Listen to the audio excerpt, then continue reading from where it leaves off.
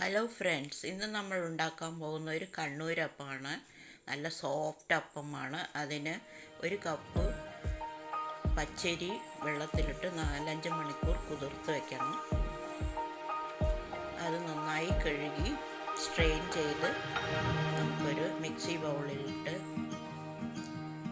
വയ്ക്കണം.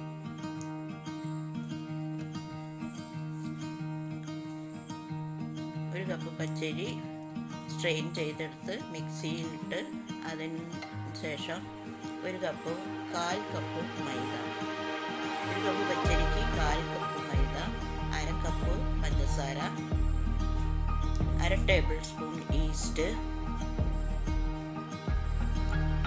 2 ഏലക്കാപ്പൊടി, പഞ്ചസാരയും കൂട്ടി പൊടിച്ചത്, 1/4 കപ്പ് വെള്ളം. കുറേശ്ശെ വെള്ളം ഒഴിച്ച് അടിച്ചെടുക്കാവുന്നതാണ്.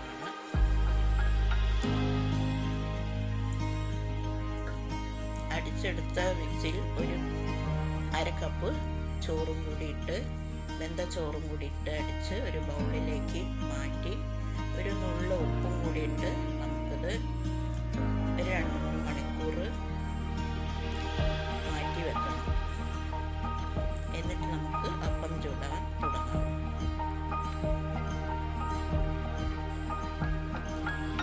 നന്നായി ഇളക്കി യോജിപ്പിച്ച് ഇത് മൂടി വെച്ച് 2 മണിക്കൂർ കഴിഞ്ഞതിന് ശേഷം നമുക്ക് അപ്പം ചുട്ടെടുക്കാം.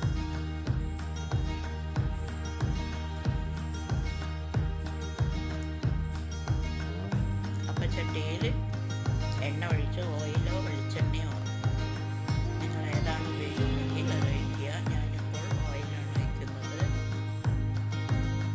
റൈസ് ബ്രാൻഡ് ഓയിലാണ് ഉപയോഗിക്കുന്നത്. ചൂടാവുമ്പോൾ നമുക്ക് ഓരോ കുഴിയിലും പകുതി ഭാഗം വെച്ച് മാവ് ഒഴിച്ചു കൊടുക്കുക. പെട്ടെന്ന് തന്നെ ഇത് മറിച്ചിടാവുന്നതാണ്. മാവ് ഒഴിച്ചു കൊടുക്കുമ്പോൾ ഫ്ലെയിം കുറച്ച് കൊടുക്കണം.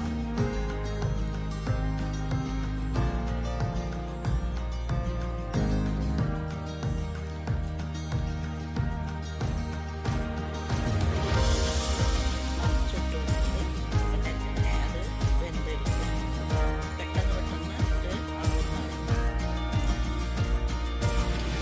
ഒരുപാട് സമയം ഇട്ടാൽ രണ്ട് ഭാഗവും ഒരേപോലെ ഇത് ഒരു സൈഡ് കുറച്ച് വൈറ്റ് കളറുണ്ടാവും. ഈ അപ്പത്തിന് നല്ല ടേസ്റ്റുള്ള ഈ അപ്പം എല്ലാവരും ട്രൈ ചെയ്ത് നോക്കുക.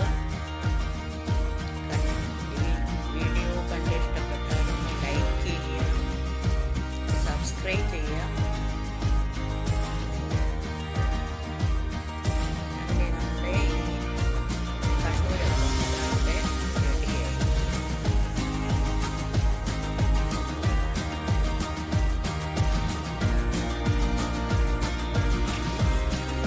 ഇതേപോലെ നമുക്ക് ഇനിയുള്ള ചുട്ടെടുക്കാം. ഈ ഒരു കപ്പ് മാവിൽ നിന്ന് 25 അപ്പമോളം ചുട്ടെടുക്കാൻ സാധിക്കും. മാവ് കുറച്ച് കൂടി പോയാൽ ഇതുപോലെയാവും.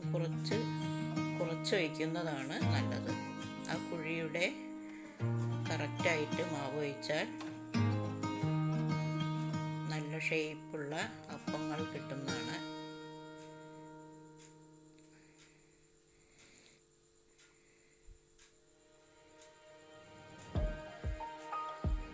നല്ല സോഫ്റ്റുള്ള അപ്പമാണ്. ഇതെല്ലാവരും ഒന്ന് ട്രൈ ചെയ്ത് നോക്കുക. വളരെ ടേസ്റ്റി ഉള്ളൊരു അപ്പമാണ്. കുട്ടികൾക്കൊക്കെ വളരെ ഇഷ്ടപ്പെട്ട ഒരു അപ്പമായിരിക്കും ഇത്.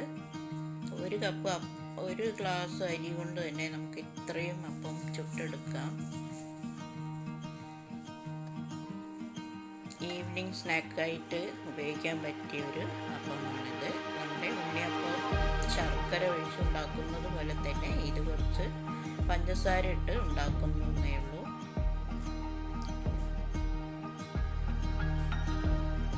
അപ്പോൾ എല്ലാവരും ഇതേപോലെ ഒന്ന് ട്രൈ ചെയ്ത് നോക്കണം. ഓക്കെ, ഇനി അടുത്ത വീഡിയോ വരുന്നത് വരെ എല്ലാവർക്കും ഒരു ബൈ.